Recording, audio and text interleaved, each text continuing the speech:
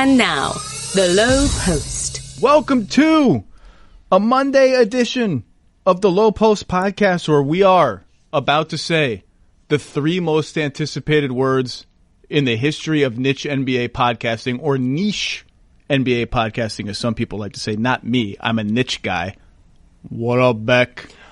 What up? Niche. I think niche, not niche. Niche sounds like Nietzsche, which I'm probably also mispronouncing. I want to say it's Nietzsche, but as I say that, I'm like not 100% sure. Yeah. Went to college and graduate school, should probably know the correct way to pronounce Friedrich Nietzsche's name. Probably 0 for 2 on Friedrich and Nietzsche. 40 seconds in, and we've both already lost our English degrees, or at least I lost mine. Yeah. You want to talk about Michel Foucault for a while and, talk about whatever. Anyway. So we are on the verge of my favorite thing. The finals? Not the finals. The finals have a chance to be really good. But not my favorite thing. But I think Shea Serrano, friend of the program, once did a ranking of each of the 7 games of a playoff series. And I think he ranked Game 4 last as like the least interesting game of play. And it almost ended our friendship, which is almost a virtual friendship because I see him once a year. So it's not a real friend. We're friends, but we're not, I almost had to just cut him out. I think Game 4 of a 2-1 series, it's like, obviously, if the team that's behind wins, each game then takes on increasingly dramatic, qualities. But Game 4, it's the whole series. If Milwaukee wins tomorrow, it's over. And if Toronto wins tomorrow, then it's a best of 3, and we're like as tense as it gets. Game 4 is the thing that determines the entire course of the series, if it's 2-1. You're saying a team could not come back from a 3-1 deficit? Is that what I'm saying? This. Everyone's like, oh, Toronto saved their season. Saved their season with a great double overtime Game 3 slugfest rock fight win. They did. Season saved. Guess what? You got to come back and save it again tomorrow. Because here's how many times the Bucks have lost 3 games in a row this year. Do you know? 0 times. You know how many times they lost 2 games in a row? 1 time. You are not look, it's possible. Anything's possible. It's possible I could walk out and get struck by lightning tomorrow night when there's a lightning storm or something. But I would bet a lot of money. I guess we can do that. I can go to New Jersey and actually do this. I can put my literal money where my literal mouth is. I would bet a lot of money on Milwaukee winning 1 of 3 remaining games with 2 in Milwaukee. But so this is what I'm saying. Game 4, I'm going to Toronto tomorrow, my home away from home in the NBA, because I want to be there for Game 4. I think it's going to be a great game to go to. I think it's a great game. Should be a great game, period, and yes, pivotal moment. I don't want to downplay the importance of a Game 4 and offend you as Shea Serrano has. I do think we've seen enough 3-1 comebacks, including one fairly memorable one, that it doesn't feel as big to me. I don't know if is it as pivotal as the Game 5 when the series is tied at 2-all, and we know that the vast majority of those series go to the team that wins the Game 5 of a 2-2 series? This is my least favorite stat. The winner of Game X is likely to win this. The winner of every game is likely to win. But it's more. It's more so. Like, winning Game 1 is like, 70-something%, but being up 2-0, you jump up to 78% or something. I have a stat for you. You ready? I'm ready. The winner of Game 7 has never lost a playoff series. It's never happened one time. Okay, so Toronto...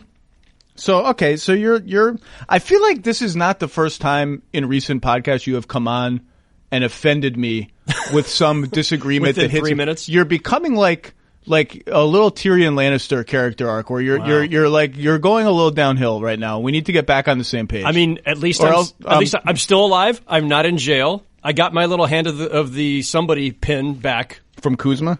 I'm things are looking up for Tyrion.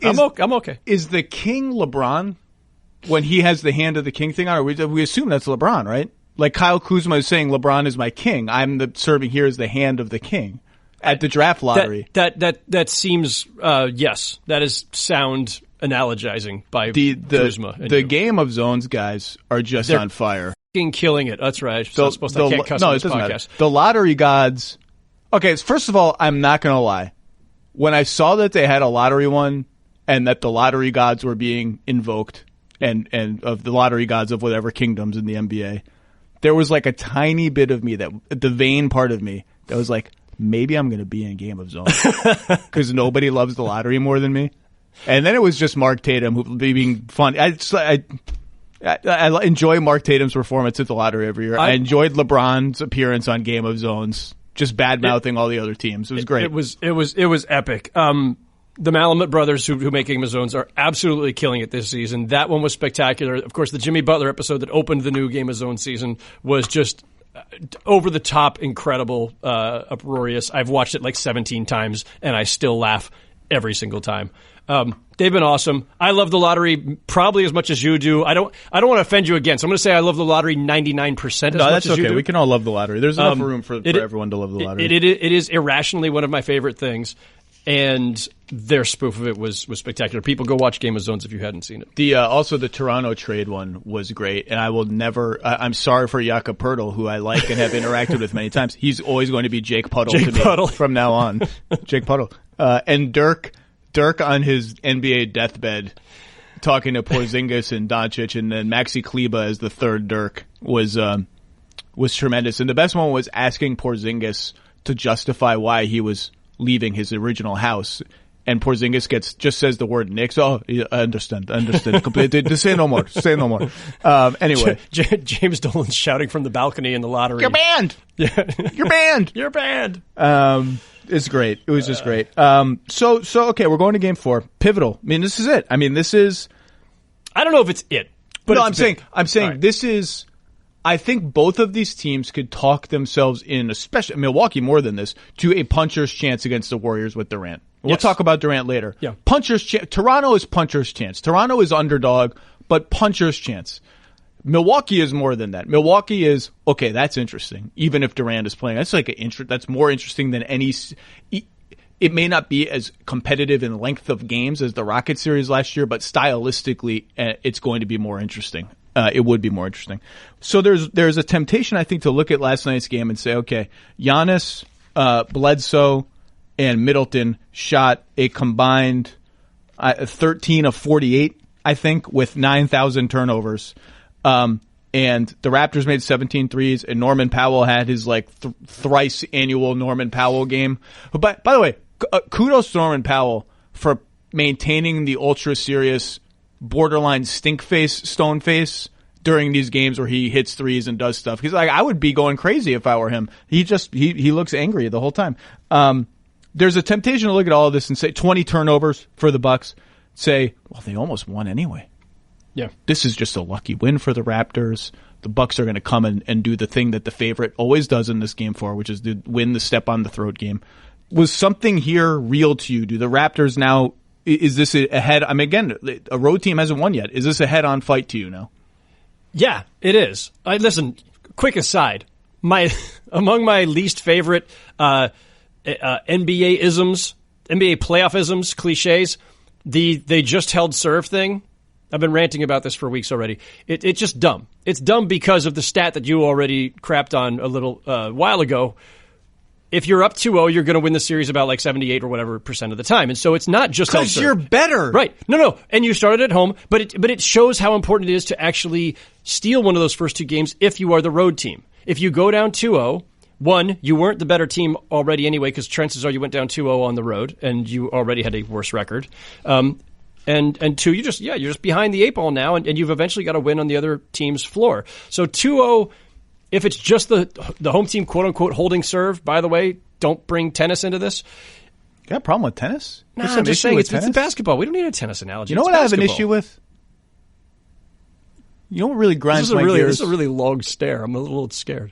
Let them wear something besides white at Wimbledon. Get off your freaking high horse. Completely. Yeah. And let golfers wear shorts. If it's 100 blazing degrees out there. Oh, don't even get me started on that. Let golfers wear whatever the hell they want to. You didn't just hold serve. It's important to actually steal one of those games if you're the road team. That said, in this series, these two teams were incredibly closely matched. The Raptors load managed Kawhi in 22 games, and if they don't, they might have had the better home regular season record. They might have started with home court advantage. Which, by the way, if this thing comes down to having to when it comes down to having to win a road game, if that's game 5 or game 7, will we talk at some point about, hey, Did they maybe overdo it? How important was load management during the season versus home court now? Hasn't come up much. I feel like maybe that will at some point here soon. But I think these teams are very, very close. And I think that the Bucks sometimes look more dominant than maybe they actually are. They have one supreme talent in Giannis, and a perfect set of role players around him. And on any given night, a couple of those guys hit, they look unbeatable. But they're not. This is not the Warriors at full strength with 4 All-Stars. This is not, they're not the traditional super team of this era. They're built a little differently. And it's not to say that they're vulnerable, they're this, they're that. I just think the Toronto Raptors are also very, very good and great at home. And it's not going to surprise me at all if this thing is 2-2 and we're down to the best of 3 and all of a sudden home court and the lack of home court advantage is going to matter. Yeah, I agree with you. The Raptors won 58 games and were 2 games back despite the management of the loads. And this is why you don't proclaim a dynasty after a team has won the first 2 games of the Eastern Conference Finals and by implication, bury the team that is now playing at home. Well, and how quickly did we bury Toronto, by the way, after Game 3 against Philly?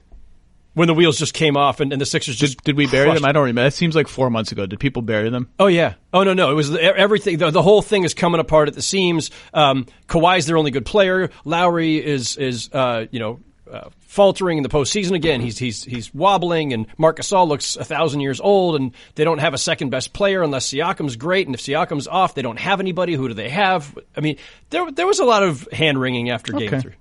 Okay. So let me talk myself and I don't need to talk you in because you're in. Look, all those guys are going to play better. Giannis is not going to shoot 5 of 16. Bledsoe at some point is going to stop being a total train wreck. He's shooting 9 of 38, I think, in the series. I think that's correct. 2 of 17 on threes. And he does this thing where there's such a fine line between like empowering your players and letting them kind of venture a little bit too far in order to maintain their confidence. He took a few pull-up jumpers in this game, including early in the fourth quarter. I'm like, dude, you can't. That's just a bad shot with like 18 on the shot clock, and I get that you're trying to. When he's in his own head and in a slump, you can see him being like, I got to get aggressive, I got to work myself out of it, and he ends up erring on the side of like being a little hyper. He just at some point he's going to work himself out of this, but he's been pretty bad since the Detroit series, and which was not a series, a real series, and he's got to show up at some point. And Middleton is 3 of 16. He's averaging 11 points a game in the series on 33% shooting. I think guarding Kawhi, which he's doing a splendid job of, is taking its toll on him. And yes, by the way, he is doing a splendid job despite Kawhi averaging 32 points a game in the series or whatever. He's doing a great job. All of those points are arduous. It's like I'm getting tired watching Kawhi try to score points in this series. So you can say, oh, that's all those performances will turn around. Okay, but Hill, Brogdon, Connaughton gave you 52 points on like 70% shooting, and in Game 3, the Raptors shot 40% on twos, which was one of their 4 or 5 worst games of the year on twos. Now, part of that is because they're being forced to take a crap ton of mid-range shots and like nothing at the rim, because that's what playing against the Bucks is. And look, it's only, I think, 4 total games worth of numbers now, so maybe it is still just noise. But Giannis hasn't looked comfortable against Kawhi all season. I wrote in my preview of this series that the big question would be, when does one of these guys move over to guard the other? And what I wrote was, when that happens, it will be because the team is losing. And that's exactly what happened. And it only took till Game 3. And Giannis hasn't been able to figure out Kawhi. Now, maybe it's coming. And they did a much more aggressive and good job double-teaming Giannis early. And he threw some nice passes and he threw some bad passes. By the way, Giannis is not an accurate passer. I think that's the next step for him. If you watch a lot of his passes to shooters, they come in low, a little bit low, not all the time, but a little bit. I mean, he threw some great passes yesterday, including one to the corner. I think it was to Connaughton, maybe, just like a LeBron one-handed slingshot to the corner. But sometimes they're a little off when he's spinning around and that kind of stuff. And if they can if that's real, if Kawhi is really screwing up Giannis's life, here's the other stat that gives me hope for Toronto. In this series, Milwaukee's half-court offense, 0.8 points per possession, Yeesh. which would have been last in the league by a mile, is last among the conference finalists, and is the eye test says they're getting all these transition threes. Like Toronto's transition defense was terrible. These guys walked into open threes over and over again, trail threes and this and that. They didn't match up properly. If you can clean that up, I don't know where the evidence is that Milwaukee can score against Toronto in the half court. That's what gives me hope as someone who wants a 7-game series.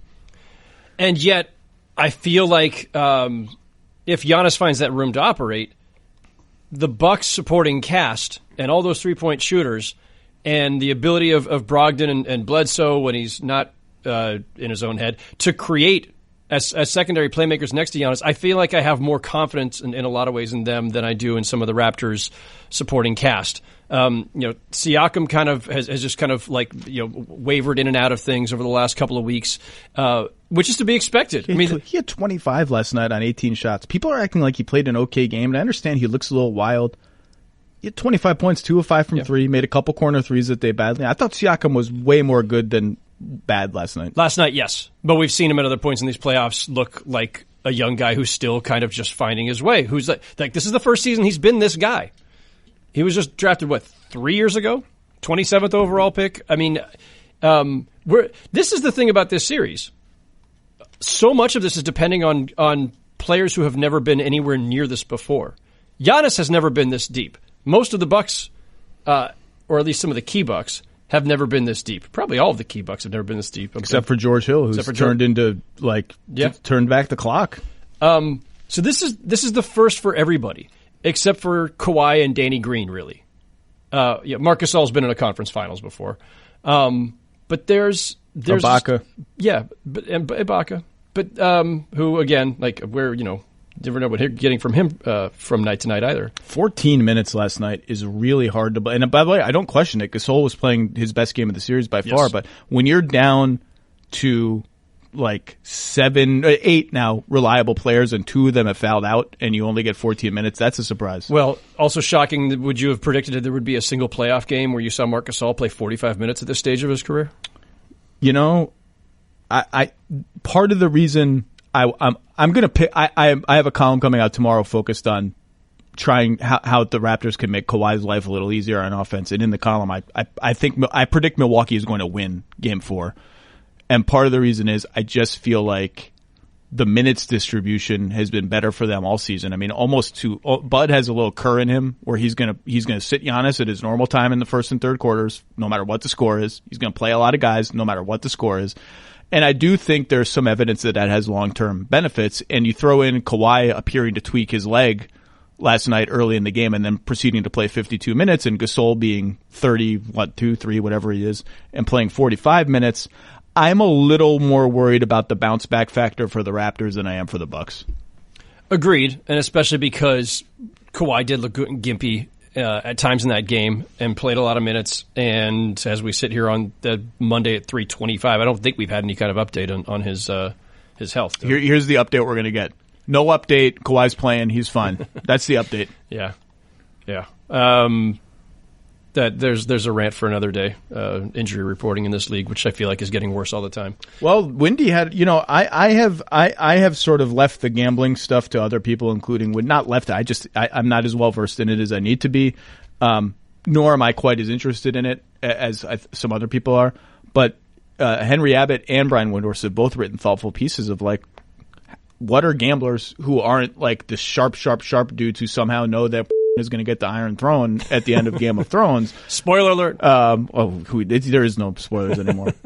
How does the regular person, how is it fair that we come out, we only learn that Damian Lillard has separated ribs, whatever that is? What does that mean? With the gap between 2 of his ribs is now larger than normal? I didn't know that was a thing, yeah. I don't know what that means. I didn't know either. We only know that because he's playing badly and somebody decided to anonymously let people know why he's playing badly. Oh, and by the way, it's not the Oregonians' fault that they aggregated somebody, I think it might have been Skip Bayless, but I'm not 100% sure, calling them the Trash Brothers, McCollum and Lillard, after Game 3. And it's not even just that. Like, there are lots of people, the Blazers are lucky to be here. They're a fluke. This is their true place in the league. Second best backcourt in the league. My ass, what a disappointment. Stop. Without Nurkic, they're a thin team. Yes. Hood hyperextends his knee. They have had and suffering the humiliation of last season, which would have broken up a lot of teams. To get this far and lose 3 straight games to the Warriors, the second of which was there for the taking, the third of which they were up by whatever at halftime. Shockingly, the Warriors came out in the third quarter and turned the game around. I don't want to hear anything about Portland's season except what a wonderful season is. Damian Lillard has 2 of the 6 series clinching shots in the history of human life, and scored 50 points in one of those games. And now 2 weeks later, people are like, oh boy, if James Harden were doing what Damian Lillard did right now, he'd be vilified. Hey, guess what? Damian Lillard's in the conference finals and he freaking won 2 series with buzzer shots. You know what that buys you? Credibility. Yes. And benefit of the doubt. And yeah, I mean, I can't believe this is even a thing right now. The Blazers have had an incredible season by any standard. Nobody would have predicted them to be in the conference finals even before they lost Nurkic. You would have had a hard time finding people who actually believed and people they were are a conference sweeping on how good Nurkic was this year because they got through the first 2 rounds without him. He was their second best player at the time he went down, and that's no disrespect to CJ McCollum whatsoever. But if you ask the Blazers, I think they would tell you at the time Nurkic went down, he was their second most important player. CJ McCollum is like the bionic man. Does he ever get tired? I don't understand it. He leads the league in miles run every season. They play this 4 overtime game where Dame looks gassed for the last 30 minutes of it and had looked gassed before that and has looked gassed since. And CJ's just like doing his thing. Yeah. Pull up 2, bam. Pull up 2, bam. Anyway, I don't know what the hell we were talking about. Giannis and Kawhi and our hopes for a competitive series here. Listeners, you know I like anything that can save me time, and SeatGeek has emerged as the go-to time saver for buying tickets to anything, NBA playoffs, any other sporting event, concerts, comedy shows, Broadway shows, more. SeatGeek has all the tickets you're looking for. It searches the entire secondary market almost and puts it all in one place that's super easy to use. It rates every deal on a scale of 1 to 10. It has green dots for good deals, red dots for less good deals. It has an interactive seating map so you know exactly where your seat is, whether anything's in the way, all of that stuff. Every purchase is fully guaranteed, so you can shop for tickets on SeatGeek with confidence. It is by far the fastest and easiest way to find tickets. They help me get tickets to Hamilton, which is a tough ticket to get. SeatGeek will, for now, even give you $10 off your first purchase. All you need to do is use the promo code I'm about to tell you about. You got to download the SeatGeek app, use promo code Lowe, Lowe, my last name, the name of this podcast. Bam, $10 off your first purchase. That's promo code Lowe for $10 off your first purchase on SeatGeek. So I am picking Milwaukee to win tomorrow. I do think Toronto has figured out some things that are interesting. Gasol being aggressive is huge for them. They just need him to shoot. They need. There's a theme we haven't heard for the last 10 years. Well, how they lose this series is Kawhi pick and rolls, and you can see they're trying to get Kawhi and Lowry some runway for off the dribble threes or just drives by setting these picks for them at the logo, like really high picks, because they know that Lopez is going to drop back at least a little bit, and they can get space that way, and they just can't get any separation from Middleton. But the way they lose is those pick and rolls. They get into 2-point range, and Ibaka and Gasol do the little short roll into 18-foot range and take floaters and mid-range jumps.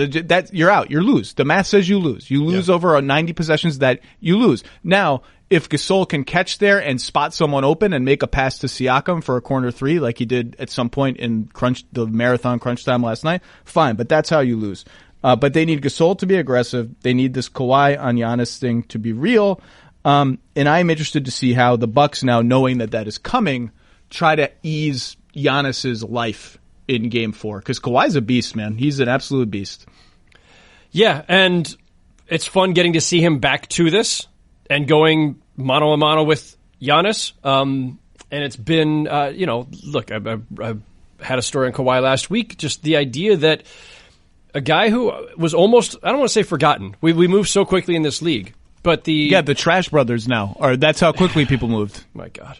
Yeah, by the way, just to quickly circle back to that, anybody who's killing the Oregonian for the tweet, which was obviously aggregating other people's takes, and then the people that are saying that's the Oregonian calling him that, maybe the tweet could have been written a little bit more artfully to make sure that they were insulating themselves and knowing, and pointing out this was not them, but people getting on them, and the idea that somehow the Oregonian is the hometown paper supposed to be somehow supportive, hearkening back to Durant and the Oklahoman way back in the day, people just freaking chill. Anyway. Amen. I like seeing Kawhi back to MVP caliber Kawhi, the guy that you had at the top of your ballot for MVP 2 seasons ago, and that I think, legitimately wondered if we would see at the same level again, given all the weirdness of his last season in San Antonio and the leg injury and the load management, which at least I think hazed up the image a little bit of okay, well then is he really okay? And I think what we've seen in these playoffs is dude's as great as he was back then. He, like, by his own assessment, he's not all the way back. He needs a full offseason of working out at a high level instead of just rehabbing, instead of just nursing himself back to health. He needs a full offseason of just working back at his pre-injury level. And then he thinks he'll be 100% next season. But if this isn't quite 100% still, if this is still like 90% or 95% of what MVP caliber Kawhi was 2 seasons ago, the guy is going to be fantastic wherever he is next season. And I tweeted this earlier in the playoffs, like before the Game 7 4 bounce shot, dating to when he won the Finals MVP in 2014. This is a guy who has, for all we sit here and we nitpick and we pick apart, is Steph Curry underperforming in the playoffs? Well, it turns out no. Is James Harden underperforming in the playoffs? Yeah, maybe some. Chris Paul's never made a conference finals. Is that relevant? Yeah, kind of. It's interesting. Maybe it says some things about 6-foot point guards and their ability to be the best player on a championship team. It's all interesting. This dude is consistently even better in the playoffs than he is in the regular season. He is a monster in the playoffs. I mean, some of the plays he had last night, these steals, where he's literally in 2 places at the same time. You know how hard it is to double the post? I remember who was even playing. Middleton was posting up, I think, on a switch. To double the post 1 pass away, I mean, and not half double, he's there, and steal the pass back out.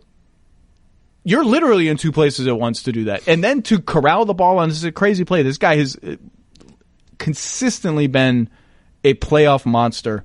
However, they are not going to win this series with Kawhi just isolating from the top of the key over and over again. It's not going to be good enough. Do we think it matters for free agency? Look, maybe I'm dumb. No, I am dumb about many things. Okay, so maybe I'm naive about this.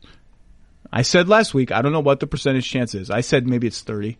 I think there's a chance he stays. And I've said that all year. No, I think there's a good chance he stays. There are lots of people in the know who laugh at me and say, it's done. It's done. It's already done. It's already happening. He's got the house out there. It's cold in Toronto. I don't know if you know this. It's often cold there. Never heard of that. I should probably check the weather tomorrow because I've been caught off guard by May in Toronto a couple times in this glorious Raptors It just era. became spring here in New York like yesterday. Yeah, now it's summer already. Now,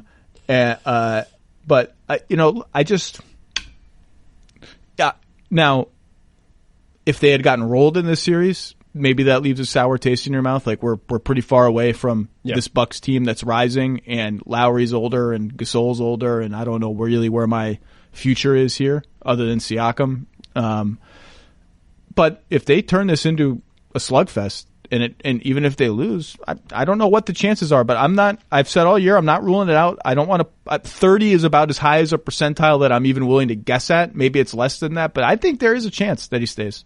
I think there's a very good chance. I don't know if I would go higher than 30% or not. I think I would, actually. I think I'd go slightly higher than that. I think that he's had a very rewarding season there. They have made him feel comfortable at home, supported.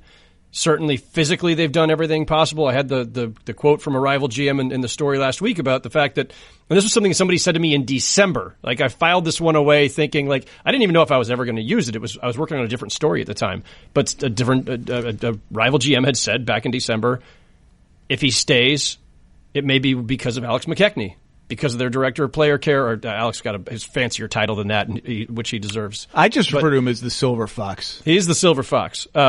Fans will know him by the guy with the white hair behind the. Also the had I row. think the best reaction of all their coaches to the Kawhi shot. He started just kind of shaking and pumping his fist like a little bobblehead doll behind the bench. He had the best of all the reactions. Alex is awesome. And Alex is incredible at his job. And he is a genius, and he might be the best at what he does, not just in the NBA, but possibly all of sports in North America. And he has done everything possible, as have the Raptors, to get Kawhi back to where he is. And that will carry some weight, I think. I also think, as much as human emotion plays into this, and as much as we sometimes wonder whether or not Kawhi has human emotion, the reaction, the moment, the 4-bounce game winner, series winner, that's, you can't just dismiss that out of hand. The everything that they all shared in that moment, the pure joy and just the thrill of it, and the fan reaction, all the hugs all the way through the arena. I mean, that's not nothing. I mean, you make a decision in the cold light of day on July 1st based on all kinds of other factors, weather possibly, going home possibly, money, all these things, uncertainty about one team's roster or another's. You mentioned Lowry and Gasol. I'd be concerned, and if I'm the Clippers, I'm certainly, or anybody else, I'm playing on that. I'm going to keep telling them, listen, you guys had a really nice run, but how much more do Lowry and Gasol have in the tank? Who else do you have to grow with there? If I'm the Clippers, I'm certainly saying that. But I still don't think that means that he's leaving. I think that everything I just mentioned, the moments that they have shared in this postseason, the support he's had there, the comfort, being able to just feel like himself again for the first time after whatever the hell happened in San Antonio, the contrast in the way he feels right now has to matter. I agree. I said as much last week. He has a moment now. You don't only get so many moments in your basketball career, capital M moments, and that was whatever's higher than capital. That was like when you put the font to like 26 on your computer or whatever it is. That was that kind of moment. I'm very curious to see how the Bucks adjust, knowing that the Kawhi matchup is coming. Now, I mean, obviously they knew it after the first part of the game, and they anticipated that this would be a part of the series at some point. But I always, whenever he has there's no one that's giving Giannis problems. Maybe Kawhi is the only one that could, like even Horford couldn't sustain it. He figured out that matchup. But anytime he has one of the 4 or 5 guys in the league who can legitimately give him some problems, one of the things I wish they would do a little more is put him in the pick and roll. Either side of it, because then you're putting them in a situation where they either have to switch or put themselves in rotation. And I don't think they use him as the ball handler in a pick and roll enough. And I know why they don't, because people are just going to go under picks and they don't think it's going to work. The numbers say it works really well. The numbers in the playoffs are crazy. And I look at like late in one of the overtimes, I think they ran a Giannis Brook Lopez pick and roll. I think that's a super underutilized combination for the Bucks. The numbers are insane, given Lopez's shooting ability. They tend to gravitate toward Giannis Bledsoe. Giannis, whoever has the smallest guy on him on the other team. And I think they need to do that even more. Like I think they're letting Van Vliet survive defensively more than he should be allowed to do. I think every time he's on the floor, they should be picking on him. Pick on Danny Green. Danny Green has no shot. I mean, they're going to switch. That's one they're actually going to switch voluntarily, because Danny Green's pretty big. He's guarding Bledsoe a lot, and I like the alignment where they have Green on Bledsoe, Siakam on Middleton, and Kawhi on Giannis, because you can switch their 3 key guys. Leave Lowry over on Mirotic. I think that's, but I think they should be finding Van Vliet, finding Lowry, and trying to hunt them. But I also think that Giannis Lopez, it's underutilized. And late in the game, they got a switch and they had Gasol on Giannis, and he kind of like just a little bit like he was surprised and lost his balance and tried to wrap a pass to somebody under the rim, and it was a disaster. If Kawhi's problematic, at some point you have to stop just going full bore at him one-on-one and try to lean a little bit more into other stuff. Makes sense. And I don't know why they would shy away from that. You probably have more insight into that than I do. But it's, I think they love the idea of Giannis just being this all-purpose creator, initiator who, if just dare you to stop him one-on-one. I also like 2 other Bucks things I like. I like I keep writing this and they haven't done it much, and maybe they're just afraid it's too small. I like when they put Giannis and Mirotic as the only big men on the floor. They've done that 87 minutes in the playoffs. They're plus 33. Only 21 minutes in this series. They're plus 6. Now, I understand in this series, Ilyasova had a crazy game in Game 2. Lopez had a crazy game in Game 1, so you're disincentivized from playing those lineups. I still think those are worth leaning into a little bit more for the Bucks. And there was something else I thought was interesting for the Bucks, but now I don't remember what it was. People, it's time for spring cleaning, and even though I'm bad at cleaning up my house, you can clean up your teeth with Quip. It's the easiest way to change your brushing habits. Just 2 minutes twice a day. You have a healthier mouth, healthier mind, everything. And now, Quip, the electric toothbrush that changed the market for adults, has a size down kids electric toothbrush. And oh my God, getting my daughter to brush her teeth in the morning is a nightmare. Maybe she will like this. It has the same 2-minute timer and guiding pulses as the original version without any kid gimmicks. There's no princesses for the girls and trucks for the boys and all that stuff. They can brush like a grown-up. Quip is just super easy to use. It has these little sensitive sonic vibrations that allow you to brush, but not too hard because some toothbrushes are too abrasive. Some electric toothbrushes even are too abrasive. It has a 2-minute timer that pulses every 30 seconds, so you know when to switch sides and you brush your entire mouth evenly. You're not lefty heavy or righty heavy. 90% of us actually don't brush for a full 2 minutes, according to Quip. That seems like a lot. Brush heads are automatically delivered on a dentist recommended schedule every 3 months for just $5, so you're always fresh. It's one of the first electric toothbrushes. Quip is accepted by the American Dental Association, and they're backed by over 25,000 dental professionals. That seems like a lot too, and they have thousands of verified 5-star reviews. That's why 1 million happy, healthy users report to love Quip. And here's the thing. It starts at $25. When I first started reading this ad, I thought, well, this high-end electric toothbrush is going to cost $200. $25. And if you go to getquip.com/low, my last name, LOWE, the name of this podcast, you can get your first refill pack free, $0.00. That's getquip.com/low. So let's switch gears. You said you wanted to talk a little bit about Durant and just the insanity of the Warriors being, I believe it's now 30-1 in their last 31 games where Steph plays and Durant does not, and 32-4 overall in such games since they signed Kevin Durant, who was on Twitter again today addressing this topic, shall we say. What's interesting about this is obviously interesting. What's interesting about it to you? There's probably at least 3, 4, 5, 6 different things on this. But the first is this. Let's not be surprised that a team with Steph Curry, Klay Thompson, Draymond Green, who's back to being the old cool, awesome, amazing Draymond is everywhere, Draymond, that team, even if they don't have all the ancillary pieces that they had when this run began in 2014-15, let's not be surprised that team is really super good and that Steph Curry can put up MVP numbers as a guy who won back-to-back MVPs. Yeah, is the Steph's not good in the playoffs thing over yet? Can we put that one to bed? Because even when he has these quiet games, like when Iguodala was Finals MVP, relatively quiet, like 21 on whatever. Now, I believe he's still a 40% three-point shooter in the playoffs career, maybe better, without looking it up. His scoring is not as consistently prolific. Like, he's had some stinkers. The nature of his game is pretty high variance. But I don't know how you can watch the Warriors, even with Durant, and not see how much of what they do stems from the fact that Steph has 2 guys on him 35 feet from the rim in a way that no one else in the league has ever had, not even Damian Lillard has guys blitzing him to that degree and with that level of aggression. Now, you need another guy like Draymond Green, who's a genius, who can make plays in space as a big guy, as a screener. You need that. But like, Steph is taking these lineups where it's like Steph, McKinney, Draymond, Looney, and Iguodala. With apologies to Iguodala, who everyone knows I'm just a straight up Andre fanboy who's shooting 38% from 3 in the playoffs. That's 4 crappy shooters in Steph and Curry. Yeah. And they're still just killing people. And what is the reason? It's because 2 guys are on Steph 35 feet from him. The most fundamental reason is that. Anyway. By the way, you're right. .404 career 3-point shooter in the playoffs. Choke artist.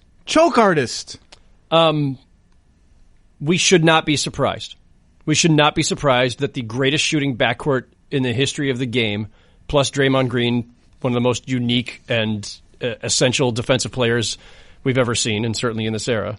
We should not be surprised that those guys, even with an eroded supporting cast, Iguodala and Livingston are not who they were a few years ago. The rest of those guys, I mean, it's incredible what Steve Kerr has essentially gotten away with in this playoff run in terms of some of the lineups he's had to run out there. They're not the strength in numbers group. They're not because they signed Kevin Durant and threw a few pieces overboard a couple of years ago, and that's fine. It's a top heavy model, and they have misfired on some picks and some signings. It's hard. It's really, when you're a champion or a contender year in, year out, we saw this with the Miami Heat team, with LeBron. I saw it with the Warriors and with Shaq and Kobe. It's really hard. If you don't ace your pick at 29th or 30th and ace your mid-level exception signing or your veteran, it's hard. It's not to let anybody off the hook. I'm sure Bob Myers smacks himself all the time for some of the misfires they've had. Supporting cast not as good, but those three guys still really super good. And by the way, the Portland Trailblazers are missing a player who is either their second or third best player. So that the Warriors dominate in the regular season, even with just the three, even without Durant, this is more akin to that, Zach. And this is not a put down to the Portland Trailblazers by any means. But again, none of us expected them to be in the conference finals. So that the Warriors are able to consistently beat a team that in the regular season was consistently not as good as them, with or without Durant. If you had said we just had the other three guys for the Warriors and they could take on 80%, 90% of the league, would you still expect them to beat them 4 out of 7? You'd say yes. It's only a couple of teams that you would think, man, they really need Durant. And this is where it comes back around to this whole thing about, are they better off without him and all this bull? No, they need Durant. The proof is the last 2 championships they won after losing one to the Cavaliers and then destroying them the next 2 times, and Durant being the best player in both those series and winning MVP both those times. Need is a strong word. I think they need him to be unbeatable. They need him, which is a standard that essentially no team has ever had to reach. Sure. Okay, how about this? They need him.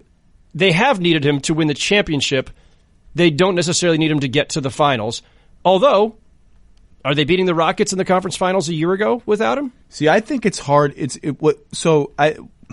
First of all, all of this always brings me back, and this is what I wrote about in March when it was clear the Lakers were going to miss the playoffs and the LeBron Jordan thing was going to become a thing again.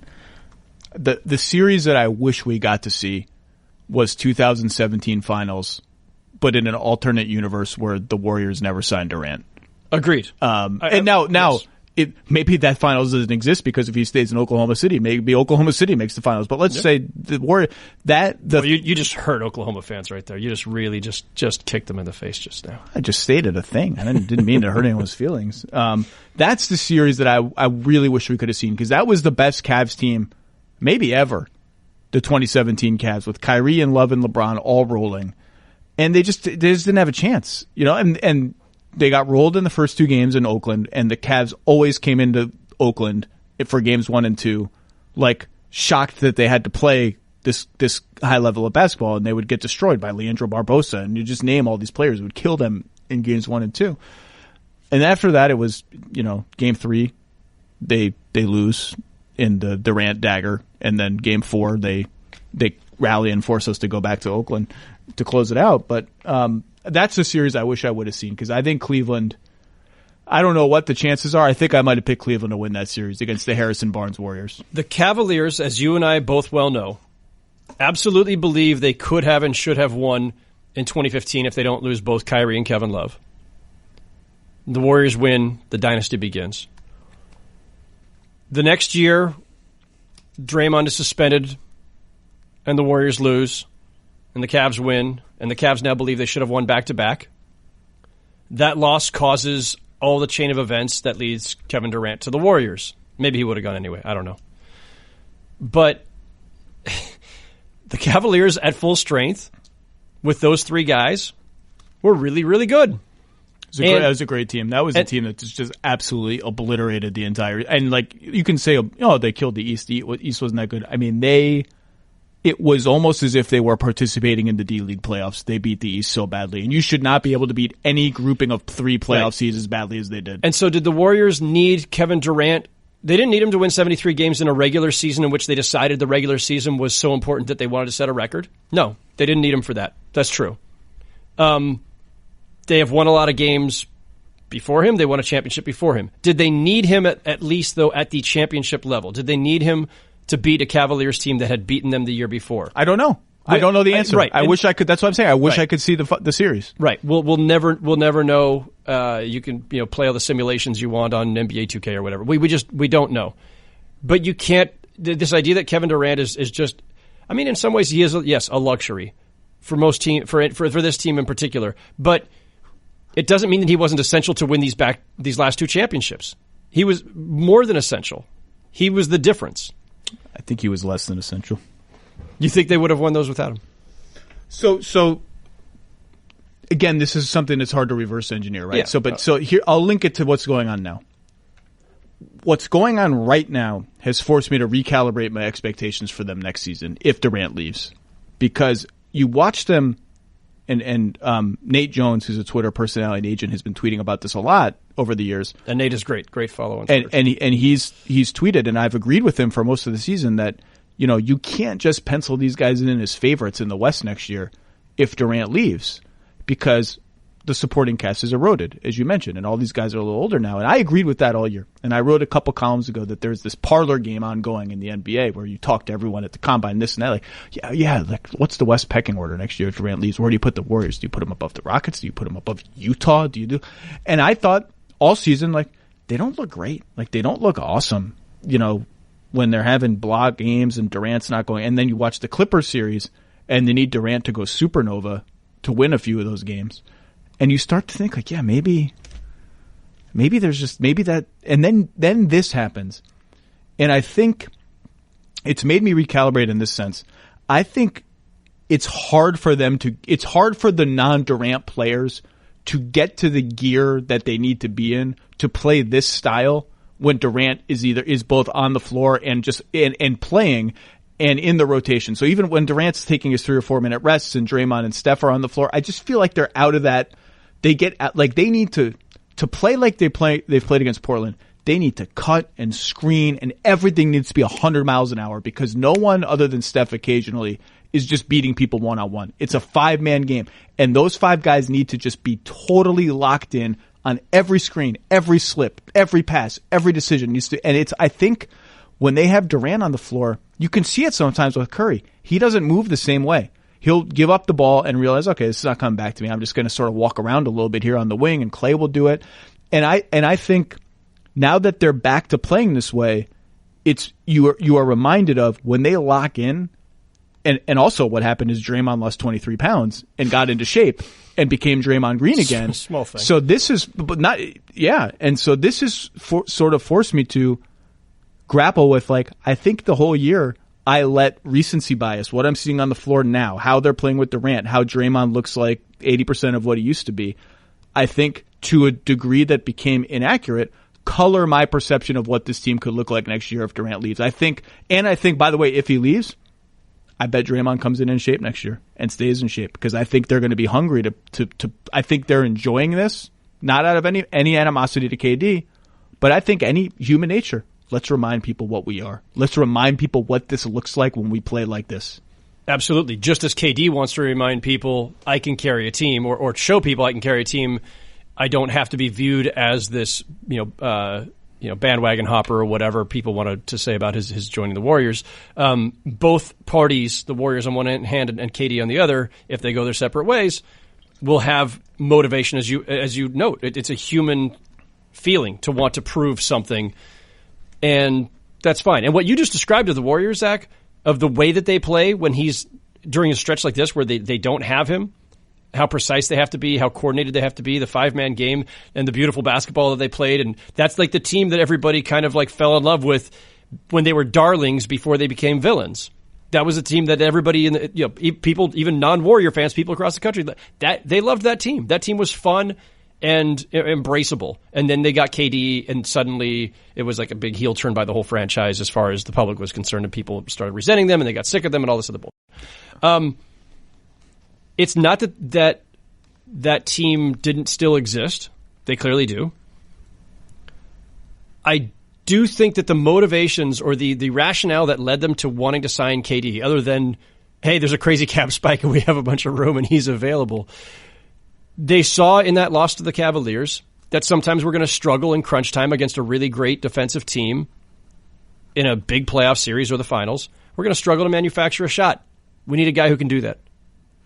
They got one of the best in the game. They got KD. If he leaves, yeah, they'll go probably have another 62-win regular season, and they'll probably go on another deep playoff run. Is there going to come a moment, though, where they feel like they need that guy again, who can just manufacture out of thin air? Yes, there will. Yeah. And so the style of ball that you described that is at the heart of who the Warriors are and who they've been for this era, like it's no small thing. So, but yeah, Van Gundy and Jackson and Breen were talking about this during Game 3. The idea that the Warriors just break your will, and you could see it happening to Portland. They've broken the Blazers. The Blazers just don't believe anymore they can win, and I agree that happened. It'd be interesting to see if the Blazers come out and think they can win tonight. We'll see. But what that means to me, watching that game on television and watching the Warriors for all these years up close and on TV, talking to people who have played against them a lot, what breaking their will means to me is they string together 3 or 4 possessions where it's just too fast for the other team, where you need to rotate 4 different times in 2.5 seconds because of the way they move the ball, and you're tired and they're already beating you, and you can see just like, man, I can't. That's just too fast. Like to me, breaking their will, it's not that they're physically imposing themselves on you, although they're a physical-ish team sometimes. It's not that their fast break is too fast for you, which sometimes it is. It's their half-court offense. The passing comes so fast that you just can't handle it anymore, and you can see the shoulder slump. It's like, oh man, it's too fast. Can't do it. Can't get there. Can't make the 4th rotation. There's absolutely something to that. I think look, you're, as you do, describing this in a much more nuanced way. The extreme version of this is they're better off without him. That's not the same thing as them being great with or without him and just being different. And you're drawing the line between him being important versus essential, or whatever 2 words you might choose there. But it's not the same as this people trotting out the whatever it is now, 32-1 or whatever, and saying they don't need him. He's not important. They're better off without. Like those conclusions are just stupid. You're using a stat to draw a stupid conclusion. People, I like anything that makes life easier and less time-consuming, and ZipRecruiter is the place to do that if you are hiring it. Send your job posting to over 100 of the web's leading job boards all at once, so you don't have to go one by one and hope, oh my gosh, are the right people seeing this? It has powerful matching technology that scans thousands of resumes to find people with the right experience for you and invites them proactively to apply for your job. And as those applications come in, ZipRecruiter analyzes everyone, spotlights the top candidates. You do no work. It does all the work for you, and you get the best candidates sent right to you. ZipRecruiter is so effective that 4 out of every 5 employers who post on ZipRecruiter get a quality candidate through the site within the first day. And right now, my listeners can try ZipRecruiter for free. Literally nothing at this exclusive address. ZipRecruiter.com/lowpost. The name of this podcast is ZipRecruiter.com/lowpost. LOWEPOST. ZipRecruiter.com/lowpost. ZipRecruiter, the smartest way to hire. I'm now going to cede the floor to you. Uh-oh. Because you said you wanted to talk about this. Today brought the 4th, 5th, 6th, I don't know where we are, installment of the ongoing screwball comedy that is the 2018-19 Los Angeles Lakers. It's like the Naked Gun 33 1/3. I think we're on the Lakers 44 1/2. But all the Naked Gun movies were uproarious and great, and the Lakers are not. A little uncomfortable with OJ. We talked about this. I have some friends who we're all really, really big Naked Gun fans. Norberg. And when Nordberg broke bad, whatever the hell happened with O.J. Simpson, we had long discussions about whether or not we would still find Naked Gun movies funny. So Magic went on First Take today, and in a very illuminating and very long interview, didn't so much throw people under the bus as pick up the bus and throw it at them and smack them in the head with an actual bus. And then apparently Frank Vogel was introduced as the head coach at some point today. I cede the floor to you. It's nice that this happened. Like the timing is just great. Like Magic, not only is it the same day as Vogel's introduction, but it was the morning after the Thrones finale, which meant there were plenty of available dragon torching things memes for people to unearth. Actually, I guess most of the torching was from a week ago. But still, very nice that and Game of Thrones, which of course has been used to analogize the Lakers for the last couple of years anyway. Jeannie Buss as Daenerys Targaryen, as the queen, as basically just offing anybody who challenged her. That's gotten to be a very dark analogy now. I'm not sure Jeannie still wants the Daenerys label. Here's what I would say. All the current stuff aside, some of this is not going to matter. A lot of this is just going to blow by us. Unless Magic keeps doing interviews, and maybe he will, that's going to go away. That's a sideshow. Some of the things Magic said, especially about Rob Pelinka, do matter. Matt Barnes weighed in on Twitter and actually affirmed the idea that, yeah, we all think that Rob Pelinka's a bad dude. I can't remember what Barnes' words were. Yeah, Matt Barnes got in the bus and started it up and then backed it over everybody who was under there. Yeah. He got his own dragon and retorched Rob Pelinka. Those things will linger. Whatever distrust there is, whatever instability there is, potentially will, I think, linger. What really matters, as always, is what happens next. And what happens next is they've already made it clear they're not hiring anybody to replace Magic. So now Rob Pelinka's... To not even try is inexplicable. And now I cede the floor back to you. It is inexplicable. Look, I don't expect them to follow our advice or the general NBA's advice. But you, me, every other person who's weighed in on this, everybody around the NBA, other executives, other agents, coaches, whoever, everybody thought the same thing essentially, which was, oh, Magic left. This is a blessing in disguise. You have a chance to reset. You have a chance to hire a real front office now. Figure out what to do with Rob Pelinka, but hire yourself an experienced front office. Maybe go get David Griffin. Next thing you know, David Griffin's taking a job in New Orleans. And by the way, before I cede the floor back to you, some of those people laugh at the Lakers, like, who's going to take that job? I'll tell you, some of the people would take that job. Yeah, if they had bothered asking. It's the Lakers. Yeah. If you ask, you can get those people in a room and make a pitch. But they didn't bother to ask. All of that is still troubling. What matters going forward is that they did not really actually fix anything. They filled a coaching vacancy. They got a good coach in Frank Vogel. I'll be interested to see how he and LeBron get on. I'm now calling him Hollywood Frankie. Hollywood Frankie Vogel. They got a coach, a good coach. Best fit coach for LeBron? Don't know. But they got a good, accomplished coach. They got an assistant coach who's polarizing at best, who may or may not have been somebody that the head coach himself wanted. These are all still troubling things. I think what matters going forward is not what Magic Johnson says, but what the Lakers are and are trying to be. And I'm still not sure what it is.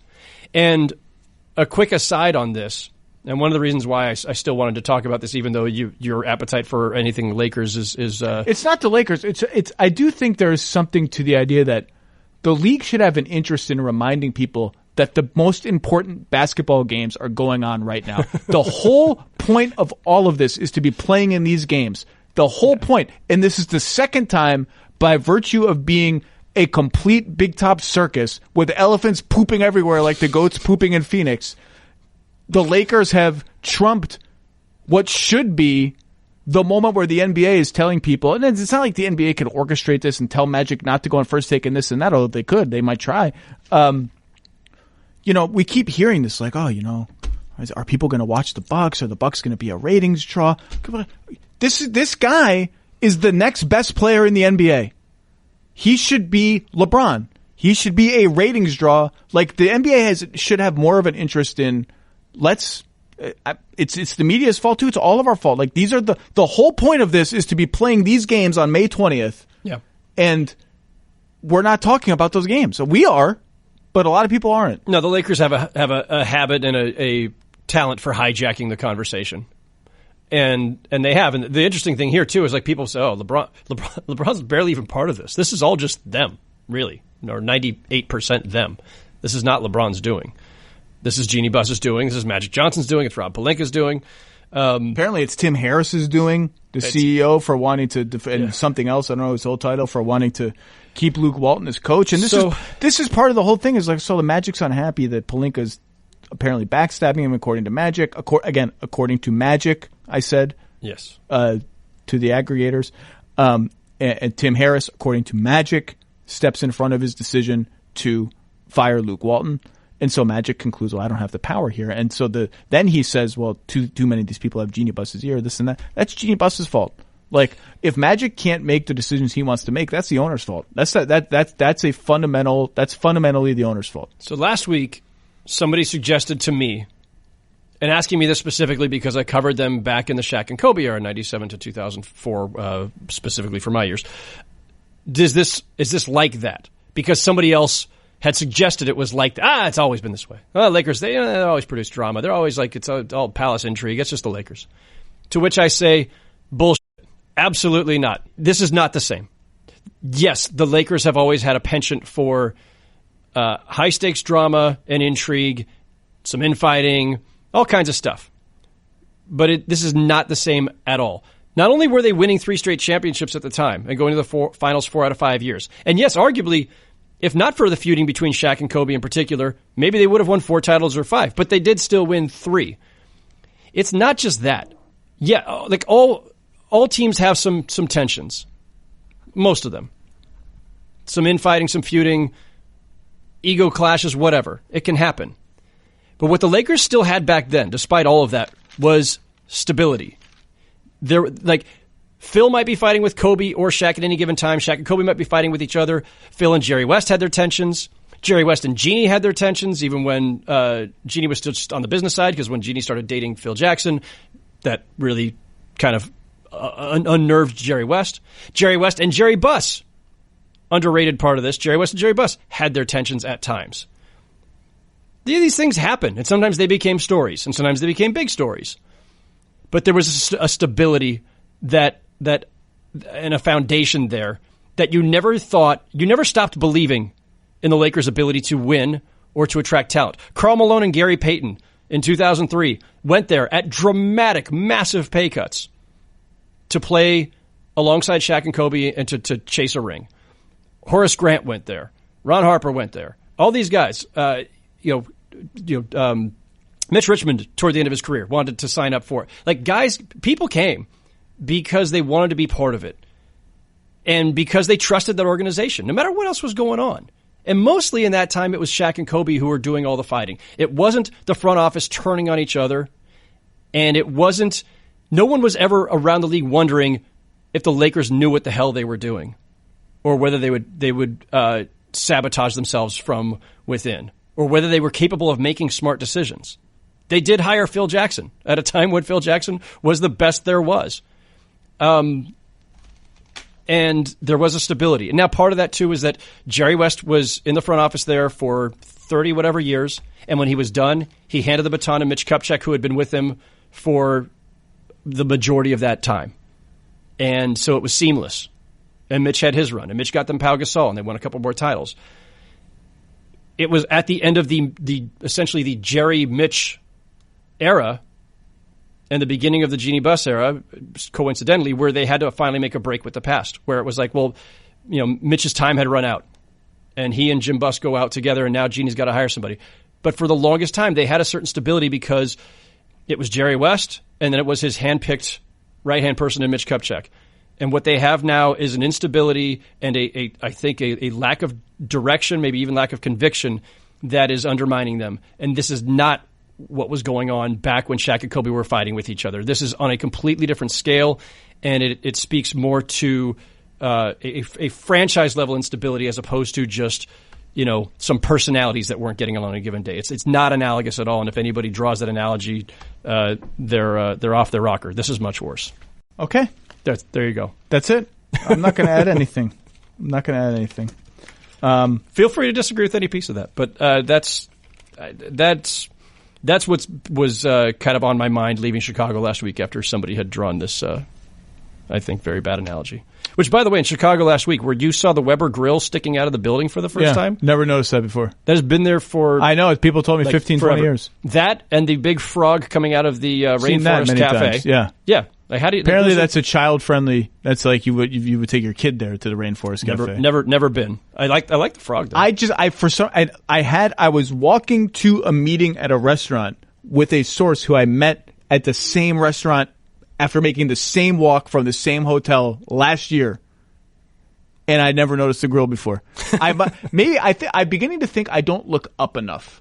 I need to look up sometime. I need to like my gaze needs to be 10% higher because I'm missing. Part of it is everyone's looking at their phones, so you're looking down more. Sadly, I need to look up and see the world. And you know what you see? You see the Weber Grill. You see the Weber Grill sticking out of a building. I didn't know that they had a restaurant. Apparently, it's good, too. I've never been to the restaurant. I think next time I got to go. I'm a big fan of the Big Bowl, though, which is right in that same vicinity. I love the Big Bowl. Okay. I love Chicago. Chicago in the spring. These Midwestern cities in the spring are just unbelievable. They're different places. They gain the net gain from winter to summer, and they still, like New York, it's too hot in the summer. They stay right on the line where you want to be in the summer. They're just delightful. Anyway. I will be going to Toronto tomorrow, and then the finals will begin soon. And I'll be going to Milwaukee for Game 5 now, too. So I'll be back in another Midwestern city soon. Howard Beck, read your recent Kawhi piece. A lot of good Nick Nurse stuff in there. Some Steve Fisher stuff, if I recall. Yes, little Steve Fisher. He was great. Off the top of my head. Read all of your stuff at Bleacher Report. Listen to the Full 48. Who's on the Full 48 this week, can you say?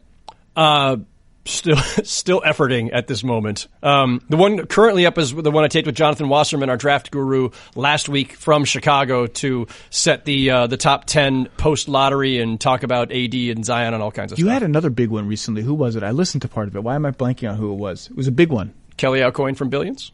That was one. He's Dollar Bill, right? He's Dollar Bill. He's the best. And my fellow Park Slope resident. You had the Game of Zones guys on. Had the Malamut brothers. That was delightful. Yes. They were fantastic. So anyway, listen to the Full 48. Read everything Howard does. And thank you, as always, for your time on the Lowe Post podcast. We will be seeing you soon in likely Oakland and Eastern Conference City, TBD. The great Howard Beck. Thank you, sir. Thank you.